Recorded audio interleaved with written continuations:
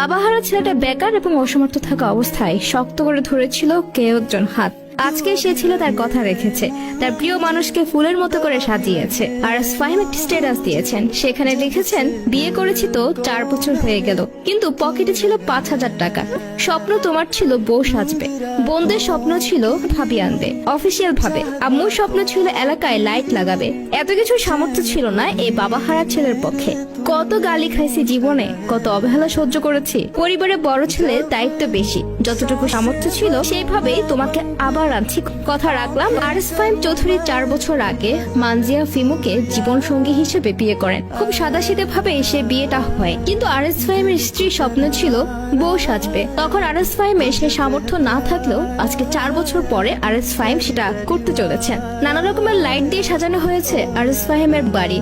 RS Fahim আরেকটি status দিয়েছিলেন, সেখানে তিনি লিখেছেন, আমার জীবন সঙ্গী এমন একটা মানুষ আমার থেকেও বেশি আমাকে বুঝে, আমার পরিবারকে বুঝে। মেয়েটা অল্পতেই খুব খুশি ছিল, কিন্তু আমার মাঝে একটু কষ্ট ছিল। আমার ইচ্ছা ছিল অনেক সুন্দর করে তাকে ঘরে তুলে আনবো। ওর কোনো স্বপ্ন যেন আমার জন্য না পূরণ হয় এমন কিছু আমি হতে দিব না। বর্তমান সময়ে ভালোবেসে বিয়ে করা পর্যন্ত নিয়ে যাওয়া অনেক কঠিন। কথায় আছে, যে নারী শূন্য পকেটে পাশে থাকে সে নারী সাফল্য শেষে স্ত্রী হওয়ার যোগ্যতা রাখে।